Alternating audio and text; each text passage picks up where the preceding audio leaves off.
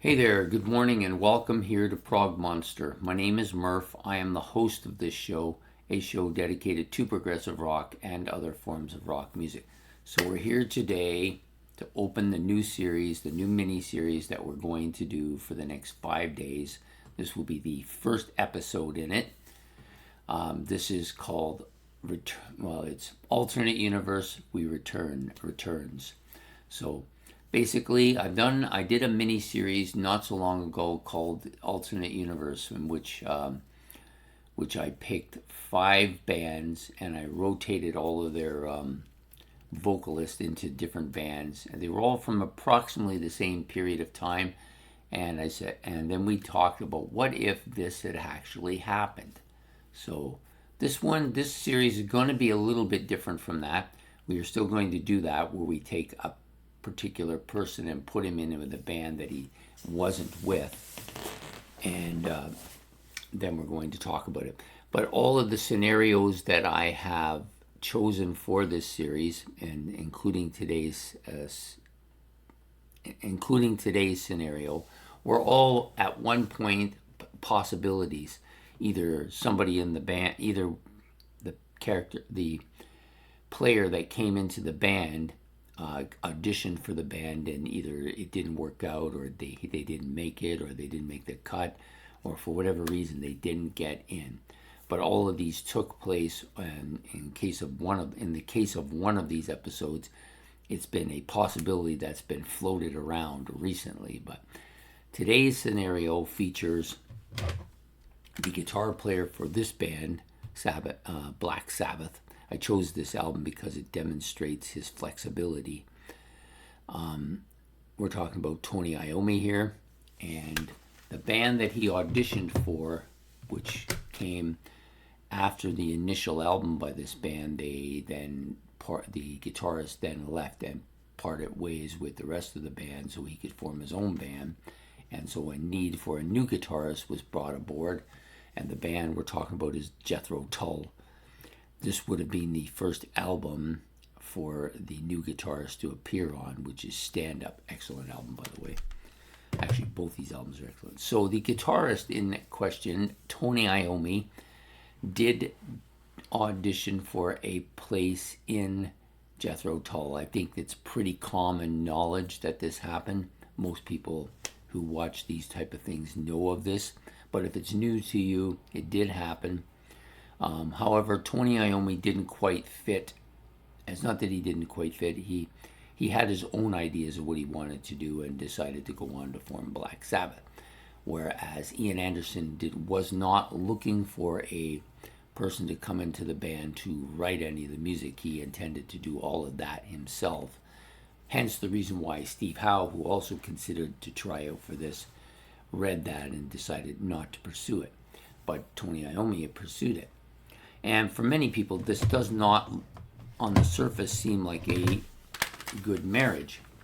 These two bands are vastly different. There's not really a lot of commonality here. Or is there? Really?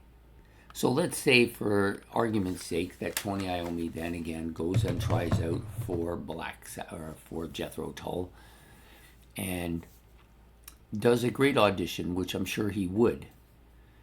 And Ian Anderson and him have a discussion. But instead of him saying, no, I want to do my own stuff, or instead of Ian Anderson saying, I don't think your guitar ability quite fits in with what I'm looking for, they come to some arrangement where Tony Iommi says, well, listen, I really want to explore more of this end of the music. And, you can see that when you look into this album and some stuff off of Master of Reality, even stuff off of Volume 4, more acoustic, classical stuff that you don't normally associate it with a heavy metal band.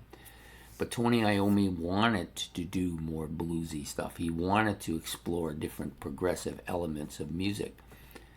And so he, to me, is not totally out of line being in this band. Just because he's known as a heavy metal guitarist doesn't necessarily mean that that's where he really wanted to go.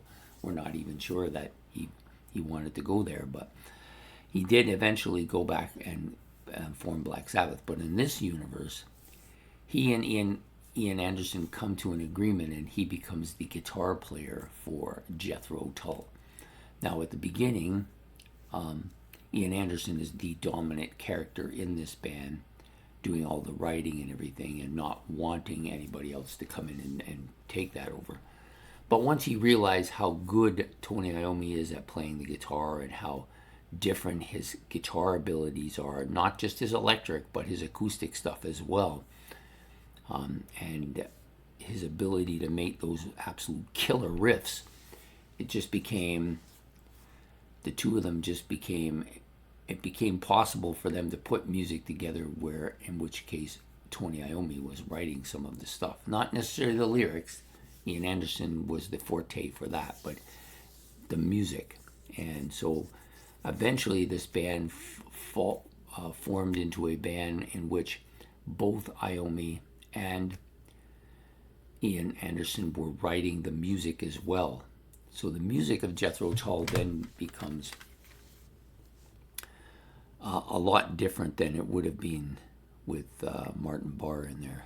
But Tony Iommi adds that element of heaviness and more, not as fast-paced an acoustic guitar bit, but more classical-sounding guitar bit than you would have probably got from Martin Barre, who was a much faster hand as far as the acoustic guitar parts went. Tony Iommi has a kind of mushy or mashy kind of guitar, electric guitar sound. It's almost, it's beefy and heavy and muddled at some points, and it adds a totally different element to Jethro Tull's music. Does this mean that Jethro Tull doesn't become the band they became? You know, a character of Tony Iommi's stature is definitely going to have an impact and change the sound of this music. Maybe the music has a little bit of that metal sound, and people don't forget, people, that Jethro Tull won Metal Band of the Year with Crest of a Knave. Would they have done that? Would it become much heavier with Iommi in there? I think over time that could be the direction in which this band goes. Their music, although very progressive in nature, picks up that element of heaviness. Maybe they become a progressive metal band in the likes of Rush, you know, making that connection earlier than it would have happened with a lot of those metal bands. So we have two great musicians here collaborating to create a different sound. So that it doesn't sound entirely like Jethro Tull anymore. It has some elements of the flute, obviously, is going to play an element there. There are some folky elements to the music as well. I think Tony Iommi would have liked to explore that as well. There might be a little bit more bluesy stuff than there would have been with Martin Barre in there, but Tony Iommi adds that bluesy element, but he makes it heavier, and this whole band becomes almost like a heavy Jethro Tull. And how long does Tony Iommi stay with the band? Hard to say. You've got two people that are very creative. I would suggest they probably stay together for 4 or 5 albums. Not much different than Ozzy, except for I think Ian Gillan is a much more creative individual than Ozzy. So there might be conflict in the after 3 or 4 albums where they both really want to be in charge. Tony Iommi becoming stronger as he goes along, demanding more input. Maybe at some point they break. Maybe this happens after Aqualung, maybe after Minstrels in the Gallery, which are much heavier albums at this point. But you got to remember that this album, as heavy as some of the stuff was on it, this was their 5th album by Black Sabbath.